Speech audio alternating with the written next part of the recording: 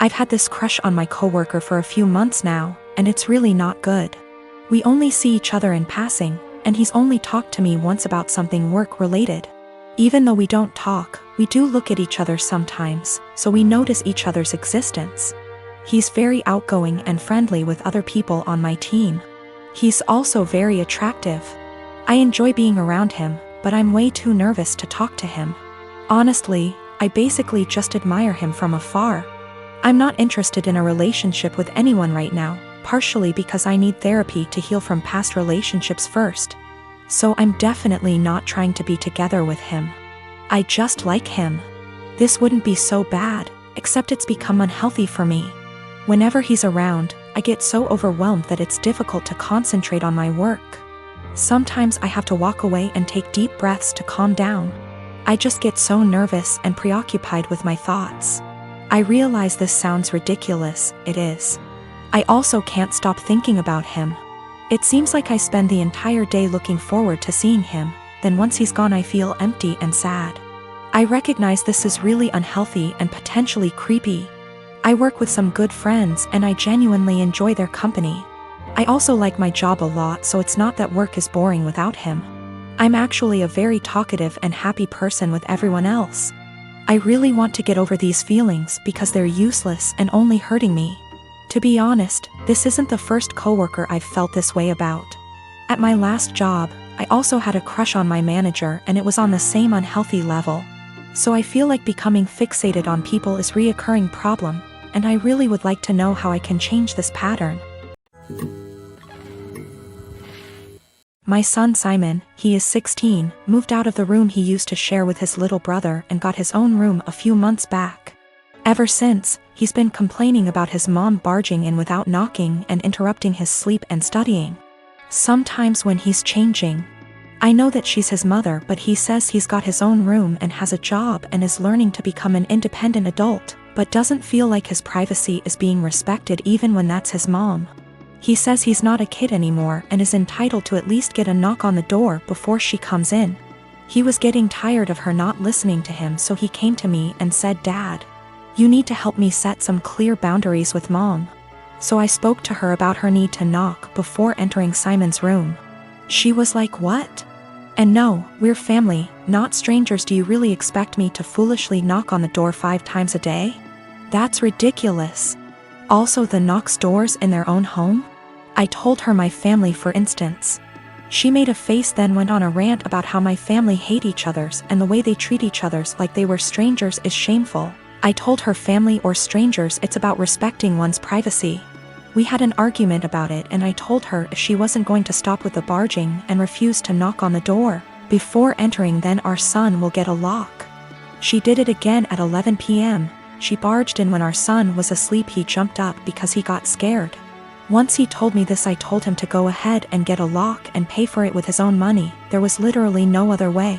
My wife saw it and got upset, and my brother was visiting when she was raising her voice at me if I really went ahead and got a lock for Simon despite her disapproval, and said that I caught her off guard and it's not okay. Because this teaches our children that they can manipulate one parent into doing what they want. I told her that Simon got the lock, not me, and I already warned her about the possibility of him getting a lock because he was getting tired of her boundary crossing. So she should have expected this outcome. She mentioned the same above points in her defense and said locks mean secrets, and that's not good. My brother was sitting watching while she was complaining. She began chewing him out when he asked her to let Simon keep the lock and said it wasn't a big deal. She stopped talking to me and Simon till we removed the lock, but I've no intentions on doing that. I have been living with my new wife and stepdaughter for about 6 months now. She's 19, almost 20, and I have 3 sons aged 18, 16 and 15. She's a really good kid and she's a good influence on my sons. I really enjoy having her around. My wife and her daughter moved into my house and sold theirs. My stepdaughter's father isn't present in her life, nor is my son's mother. All 4 children share a bathroom. My sons have never lived for a long period of time with a woman, nor have any of them had long-term girlfriends. They had short visitation periods when they were younger, but never longer than an hour. So living with 2 women has been unusual for them. My eldest son, 18, came to me last week and told me that his stepsister disposes of her used sanitary products in the trash can they share, but doesn't use toilet roll or sandwich bags to disguise what they are, and it makes him uncomfortable, which I think is reasonable.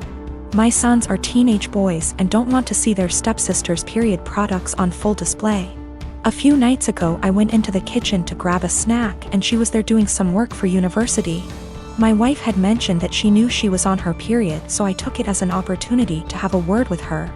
I told her my sons were uncomfortable and asked her if she'd mind putting her used products in diaper bags or flushing them down the toilet. She laughed and told me it was rich coming from a man who sheds like a gorilla and has produced 3 skid-marking sons, which I thought was just an unnecessary attack. I've been nothing but nice to the girl and it's hardly a comparison. My sons shouldn't be subjected to her unhygienic products if it makes them uncomfortable. She went on to lecture me about how tampons can't be flushed and that it's bad for the environment if she uses diaper bags for everyone, which I think is just an excuse. I called her a scruff and told her that this was my house and that what I say goes. I later asked my wife if she could have a word with her and she told me I was being ridiculous and that her daughter has had her period for 10 years and knows what she's doing. When I told her it was making my sons uncomfortable, she said my sons needed to get a grip and turned over and went to sleep. This is a genuine issue to me and she didn't care enough to have a discussion about it. I asked my stepdaughter again in the morning and she did the same as her mother, completely dismissed it. Both of them have told me to stop being so silly, but I don't see how I'm being unreasonable when it makes my sons uncomfortable.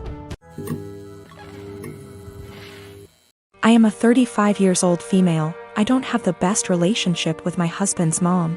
Since day one she tried to make remarks and compare me to her.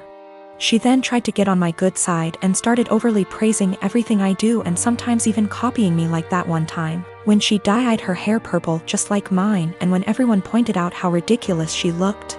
She actually blamed me and accused me of trying to make a joke out of her. So, anyways, my husband and I took 2 weeks off work to go visit some places out of the country, tourism in other words. Thing is, I was the one who saved up for and arranged for the trip. My husband was responsible for booking the tickets. My husband's mom wanted to come along and threw temper tantrums when I said no. She called, texted, sent people to talk to me into letting her come. Even threatened to call the police and make some complaint up to get us to stay if she can't come. My husband said we should just take her, but I told him he was wrong to tell her about the trip in the first place. He gave me an ultimatum. Said he wouldn't go if she can't come, and I told him I'd gladly call his bluff, which made him take his words back and say, fine. I will tell her to stop it because we won't take her. Things got quieter, suspiciously quieter. The day of the trip came and we got to the airport at 2 p.m. My husband was walking ahead of me and was looking left and right like he was looking for someone. I asked him, but he didn't respond. He led me to the waiting area and first thing I saw was his mom standing there with her luggage. I froze in my spot. I felt a cold wave washing over me and I was fuming inside. She and my husband were hugging. That's when I quietly turned around and started walking towards the exit. My husband followed me while shouting at me to stop. He tried to stop me, but I told him off the harshest way possible. He tried to say I was overreacting and that his mom was there anyway and I should let it go and not mess the trip up for us. I told him he and his mom could still go and that I was going home. I went home and sobbed into my dog's fur for several minutes.